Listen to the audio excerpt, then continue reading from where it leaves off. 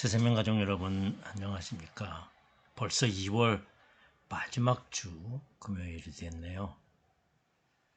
예상하지 못하게 17만 명, 20만 명 우리 성도님들의 가정에서도 확진자 수가 계속 늘어나고 있고요.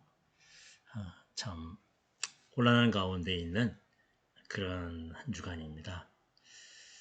그러나 우리의 기본인 말씀을 다시 한번 그럴수록 우리 말씀 앞에서 기도하고 또 하나님의 말씀을 실천하는 작은 우리의 모임이 되어야 할 것입니다. 오늘 속회의 제목은 사랑의 계명입니다. 예수님께서 사랑하신 것처럼 우리도 사랑하라 라는 그런 계명을 우리가 받았습니다. 우리 한 주간의 삶을 나누며 모임에서 가능한 한 서로 돌아가면서 꼭 필요한 얘기들, 기도의 제목들에 대한 이야기들 하면 좋겠습니다. 요즘 정치가 우리의 화두인데요. 가능하면 우리 모여서 정치적인 이야기, 부정적인 이야기는 하지 않았으면 좋겠습니다.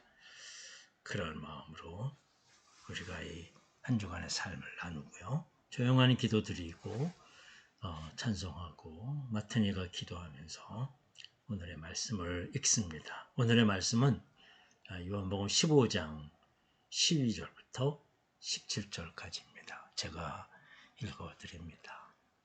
내 계명은 곧 내가 너희를 사랑한 것 같이 너희도 사랑하라 하는 이것이니라.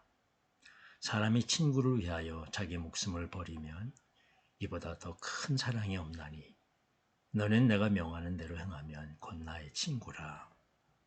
이제부터는 너희를 종이라 하지 아니하리니 종은 주인이 하는 것을 알지 못함이라.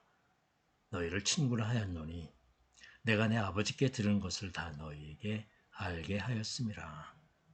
너희가 나를 택한 것이 아니요 내가 너희를 택하여 세웠나니 이는 너희로 가서 열매를 맺게 하고 또 너희 열매가 항상 있게 하여 내 이름으로 아버지께 무엇을 구하든지 다 받게 하려 함이라. 내가 이것을 너희에게 명함을 너희로 서로 사랑하게 하려 함이라. 아멘. 말씀을 나눕니다.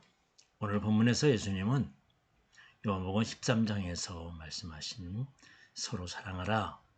내가 너희를 사랑한 것 같이 너희도 서로 사랑하라는 새 계명을 다시 말씀해 주십니다. 예수님은 제자이자 친구라고 하시는 바로 우리들이죠. 새 계명을 끝까지 지켜야 하는 이유가 여기 있습니다. 우리가 서로 사랑할 때 우리 안에서 예수님이 드러나기 때문입니다. 여기 말씀해 주시는 이 사랑은 우리가 사랑하는 일반적인 사랑과는 또 다른 의미와 또 정도가 있습니다. 그리스도인들의 사랑의 깊이는 다르다는 것을 말씀해 주고 있습니다.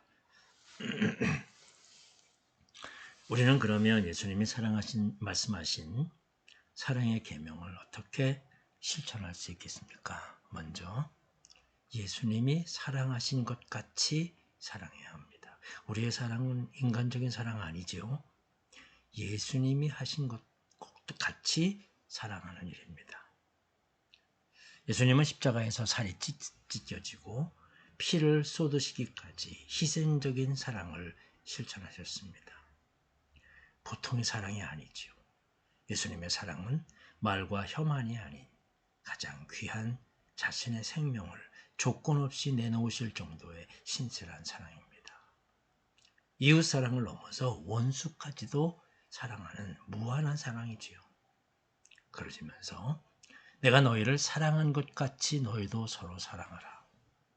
아주 엄중하신 조건입니다.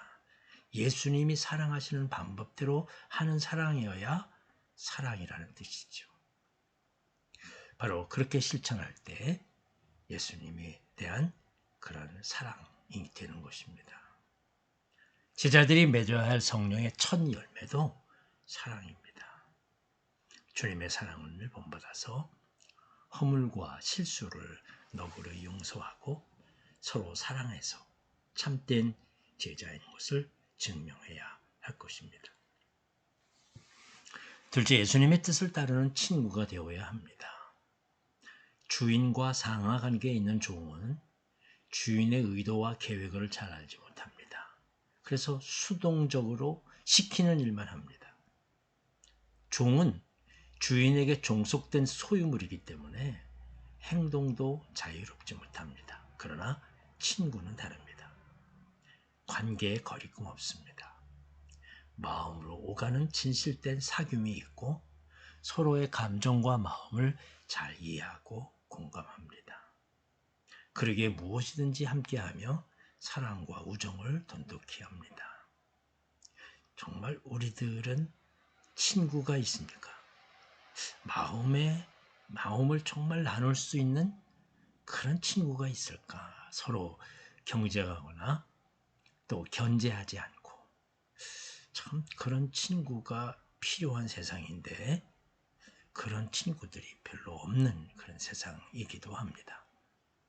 하나님이 아브라함을 나의 벗이다 라고 칭하셨다는 것처럼 예수님도 측량할 수 없는 사랑으로 제자들을 친구라고 불러주셨습니다.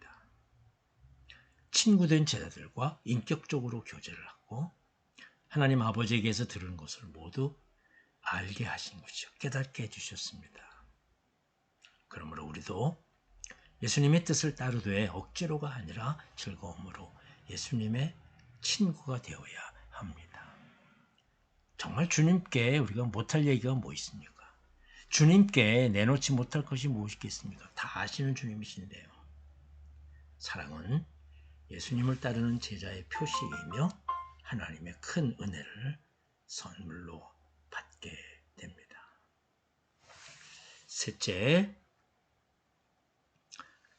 지금 우리가 실천으로 사랑의 열매를 맺어야 되는데요. 지금 우리가 하나님 말씀을 듣는 이유는 남들보다 더 지혜롭거나 올바른 일을 해서가 아닙니다.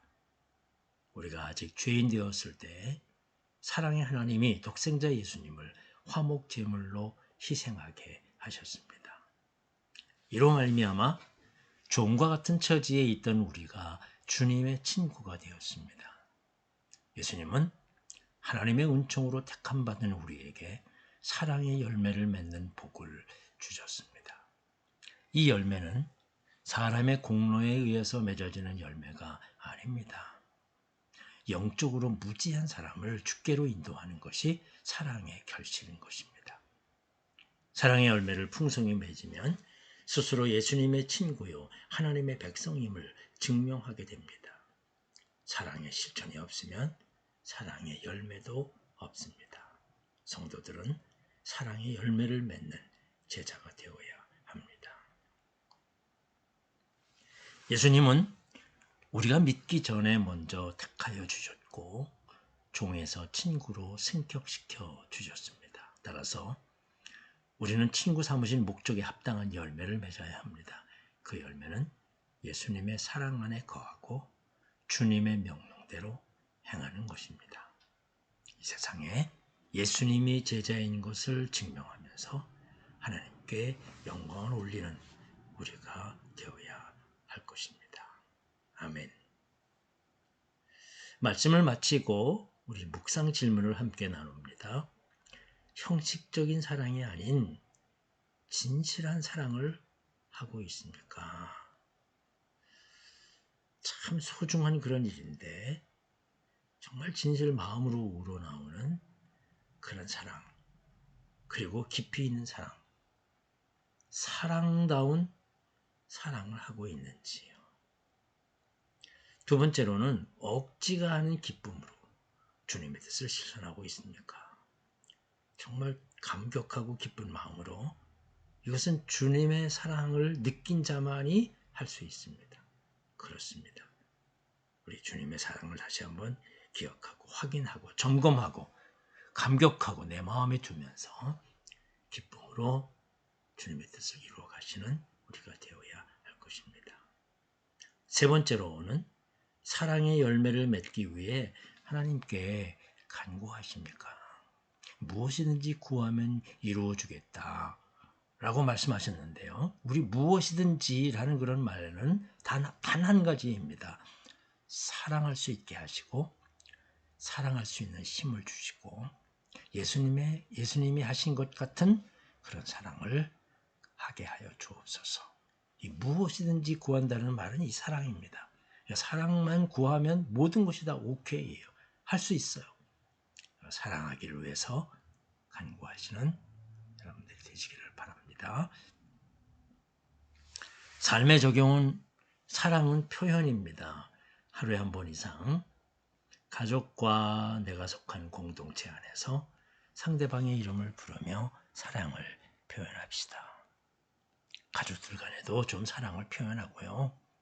이웃들에게도 또 우리 교우들에게도 사랑합니다.